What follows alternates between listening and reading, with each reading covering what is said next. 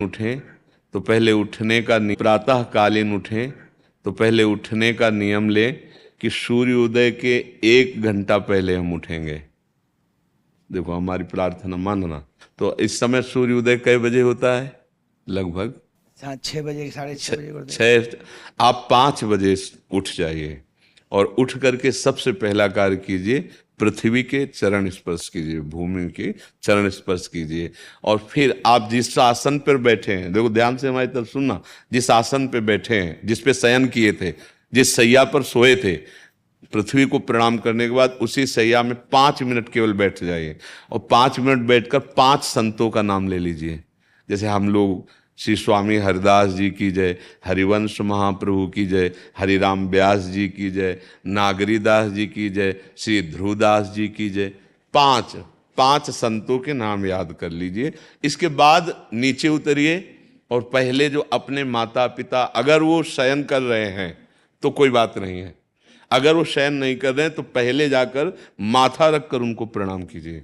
इसके बाद आधा लीटर या 1.25 लीटर जितना आप जल पी सकते हैं, उस जल को आप हल्का सा गर्म करवाइए अपने माता पिता से, जो भी आपकी सेवा में हो, या अगर आप स्वयं कर सकते हो तो स्वयं हल्का सा।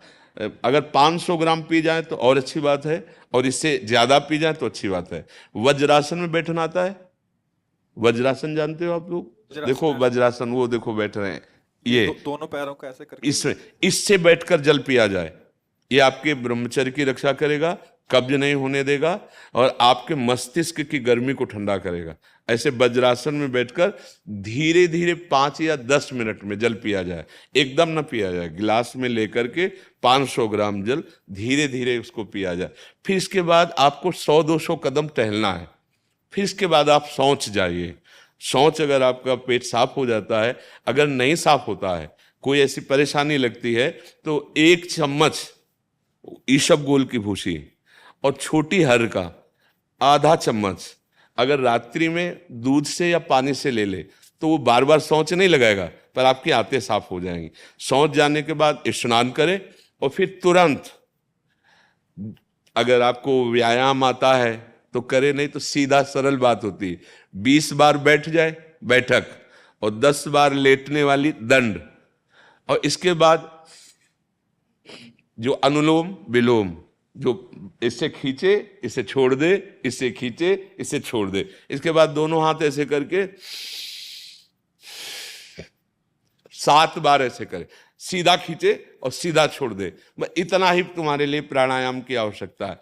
अब अपनी दिनचर्या में लग जा। जो पढ़ाई का कार्य दिया गया है, आगे तुम्हें और भजन की बात हम नहीं कह रहे, जो पढ़ाई का कार्य दिया गया है वो भगवान की ही पूजा है। आपकी दिनचर्या जो आपको अपने गुरुजी या टीचर जी को जाके प्रमाणित करनी है, कल जो पढ़ाई गई थी आज के लिए, वो आप सुबह सुबह उस समय व्यायाम के बाद, तो आप देखना आपकी स्मृति बहुत प्रवीण हो जाएगी। अच्छा, ये आपकी प्रातःकालीन दिनचर्या है। जब आप अपने गुरुदेव के पास स्कूल जाएं, तो हमें आजकल का तो अब पता नहीं, पर हम लोग जब जाते थे तो अपने गुरुजी को प्रणाम करते थे। तो जो स्कूल में आपको पढ़ाई पढ़ा रहे हैं वो तो बात है, अब आपको जो हम खास बात बताना चाहते हैं वो कि देखो अभी छोटे छोटे बच्चे हो, बच्चों में कुछ बच्चे ऐसे गंदे बच्चे होते हैं जिनके गंदी बातें दिमाग में आ जाती हैं और गंदी बातें वो करने लगते हैं आचरण में। आप लोग इतना तो जानते ही होंगे कि गंदी बातें किसे कहते हैं। आप लोगों के पास अगर मोबाइल है तो कभी गंदी बात देखना नहीं।